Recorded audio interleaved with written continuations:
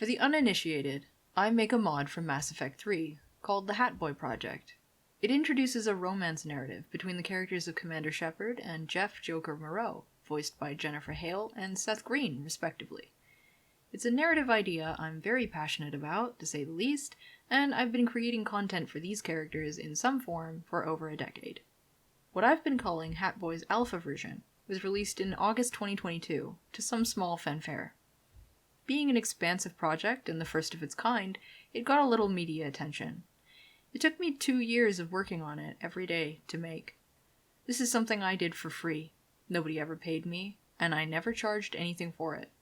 Whilst I wrote, scripted, animated, and implemented everything myself, my mod project is completely dependent on AI voice synths. So, I've been working with them for almost 3 years now. There's been some recent controversy about this issue, and I felt it would be inappropriate for me to continue on as if I wasn't aware of it. Given that my project depends on the work of one of the artists who've spoken out, I wanted to talk about this very difficult issue openly. How mods are made. It's not the only issue at play, and I will get to that, but I feel like the majority of the conflicts here concern how this technology could impact VAs commercially in future. There are a lot of parallels between this and the discussion surrounding AI art, which, as an illustrator who has worked freelance in the past, I'm well placed to understand. I also feel like the discourse right now is involving those of us who make free, unmonetized fanworks for games as if it's the same issue. Mods are made for free and distributed for free. They are not standalone programs, and they work by running inside the game they're made for. They're not monetized, and mods live or die based on the explicit or tacit agreement of game publishers. Some facilitate mods by releasing officially sanctioned tools for their creation. Others are decidedly less accommodating for whatever reason. Either way, fan creations in any form, whether it be fan art, cosplay, or fan fiction, exist. Fan communities are important and good for business. They help to keep a franchise going long after it might otherwise have faded into obscurity. Why this project, or any like it, uses synths at all? Repurposing and splicing voices is nothing new for mods. Even just considering other mods made for Mass Effect alone, there are several that already exist through careful cutting and rearranging of existing lines. My project is an entirely new narrative, and it is designed to fit in alongside the content in the game that's already there, as seamlessly as possible. In the early days of the project's development, I searched through every single line spoken by Shepard and Joker, looking for things I could rearrange into something resembling a romance narrative. Great. Joker? Hey, Commander! So, come here too often? What are you up to? I'm not sure I understand. I couldn't. There wasn't enough, and much of what there was the wrong delivery. So, what could I do?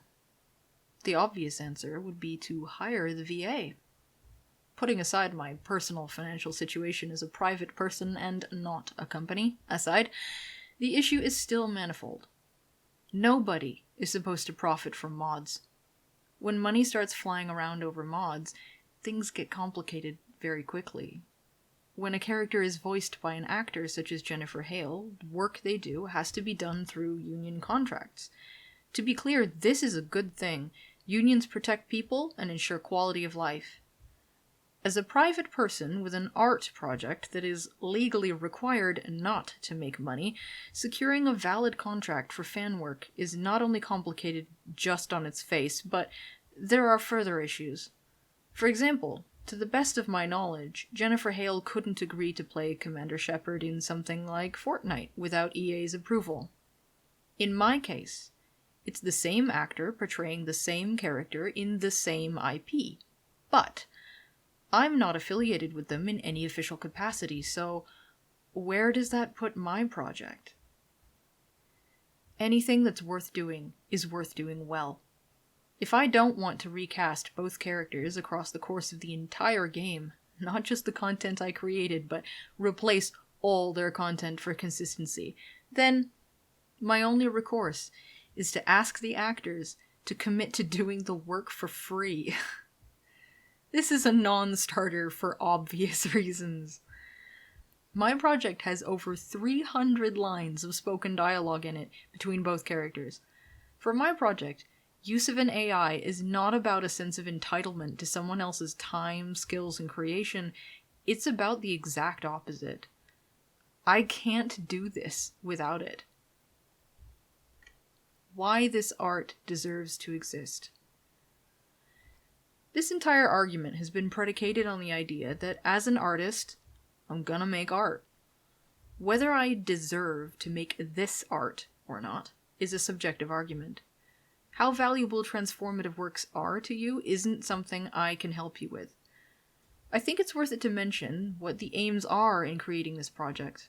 With this, I am attempting to create something that feels as though it's a DLC from a specific time that just never existed. Pains have been taken to adjust the writing, framing, and scenes to create a story that feels truly authentic to its format and medium. As much as I can make it as one person. It has been designed with this vision in mind. It's part of the story's DNA that it features these characters in this game as they existed. I believe that has artistic value. I can also tell you that I've had dozens of people reach out to me over the course of this project's development and its alpha release. People who've told me that my work meant something real to them. It spoke to them on a personal level. It showed them something about the world they always wanted to see. In some cases, people with real disabilities reached out to tell me just how much it meant to them to see a disabled character they loved as a romantic lead in a game they loved. I think that's worth something. I think art that makes people feel things like that does deserve to exist, and we should be having compassionate conversations about how to make that work for everyone. Consent, performance, fair use. Getting away from the commercial aspect for a moment, there is the difficult issue of consent. The simple reality of it is, these AIs can be made to say anything. I know because I make them say whatever I need them to for my scripts on a daily basis. That is an incredible power that can be open to abuse. A person's vocal performance is an art itself, and when they lend that out to a work, such as in a game, an audiobook, a show, or a film, there's something special there. For the person whose voice it is, their voice is part of who they are. That doesn't end when they leave the booth or the set. It's there with them their whole lives, and it's intimate. It represents them. I understand this. I agree with this. I think the primary personal concern here is about responsibility, respect, and accountability. Some people who've got access to this technology have used it irresponsibly, and this must absolutely feel like a personal invasion. These are all things that are going to have to be dealt with very carefully because I believe there is a way to be responsible, respectful, and accountable about this. I return again to the existing mods that use concatenation and rearrangement to achieve their aims. The VAs did not originally record any of the dialogue used in those mods, knowing they would later be used in new contexts. Happily, however, those new contexts are celebrated. Transformative work is what mods are all about. I compare my project's use of the synth to remixing songs. It is a more advanced version of splicing and rearranging dialogue. All the data used to make the models I use came from the games. Everything made with them is intended to be used in those same games. As someone who uses this, I know I will never use these tools in a defamatory or even out-of-character way. I will never release a piece of audio that makes it seem like a person is saying something they wouldn't say in the typical course of playing a specific character. I agree, however, that going forward attention must be paid to the fact that some people won't treat this with the gravity it deserves. I believe there are ways to help mitigate this that will enable genuine, earnest creators to pursue their projects and VAs to feel a little better about it too. It involves slowing down and listening to each other, really taking in where the other is coming from. The genie in the bottle. This technology is not going away. It's not going to be uninvented. I think the best thing we can do is talk honestly about all the ways in which it's used and about how to work with it, rather than how to suppress it. I think mistakes are made when it's assumed that the only people who want this technology are Silicon Valley types looking to be exploitative or cruel, or people looking to make a stupid meme. It certainly is the case that VAs will have to look into new ways of commercially protecting themselves, particularly with respect to how their work is used in future. But I think the target for that is realistically better focused on professional industry operators rather than things that enable fan works.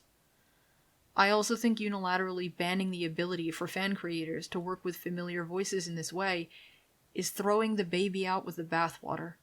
I think if that decision is made, a lot of meaningful, loving, respectful art will be lost. Not to toot my own horn, but mine will be lost too. Technical realities. Let's talk a couple technical realities while we're here, but as they exist for modders like me, not big companies like Disney, because their realities and limitations are very different than mine, and this relates specifically to the solution I propose. First, it's hard, annoying work to create a good dataset, no matter which of the available AIs you use. When my project began, I worked together with a guy who was programming his own free app to create the very first versions of the voices for my mod. I'm allergic to emotional honesty. Once is all you're gonna get. I manually poured through thousands of lines, subtitled them, sorted them via emotional values, all the rest of it. Now the process is a little simpler, but not by much if you want good results. Those results also have to be spliced and cut together to sound good. It is time, it is effort, and it is not easy. I'm allergic to emotional honesty. Once is all you're gonna get. The barrier for entry is still a bit higher than you might think. Second, for modders like me, we aren't looking to replicate a person's voice so much as we are looking to replicate a character's voice, exactly as it sounds in the game. Different recording setups, passage of time, all these things drastically affect how someone or something sounds. My work, particularly, focuses on something that is over a decade old.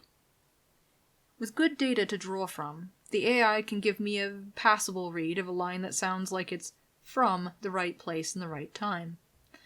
If I had the ability to call the VAs up themselves and ask them to read for me, I would. It'd be so much better. Do you think I wouldn't die to have Jennifer Hale or Seth Green read something I wrote? But as I talked about before, that's not a thing. And I wouldn't have the same booth for them to record in either. Or any booth. Have you seen how much those things cost? Solution. I don't have all the answers. I'm one person. But I have come up with something that we could hopefully include in the conversation. Audio files created with these things can have data embedded in them that can tell you exactly where it came from. What if there was an official AI intended for use in fanworks? What if one got a license for it and had a unique identifier in any audio it made? That way, any files made with it could be easily examined and the source instantly found. That could help with accountability. To agree to use such things, one could have to agree to terms about where it can be used to make audio for. Another term could stipulate that use of the synth would have to be prominently displayed on anything made with it. If audio made with it was found in anything not explicitly allowed by the TOS, the license could be revoked, and the creator subject to cease and desists. Just an idea. Conclusion. If my project is okay, then it must be accepted that some uses of this technology are okay. If my project is not okay, then where does it stop in terms of fan creation? As VAs, please remember that we love your work and we want to support you. I want to support you. I don't know you and I never will, but I do respect you. And if you want me to stop making this project, I've said it right from the beginning. If you ask me to stop, I absolutely will. I just want you to understand why it exists in the form it does and what it is you are stopping.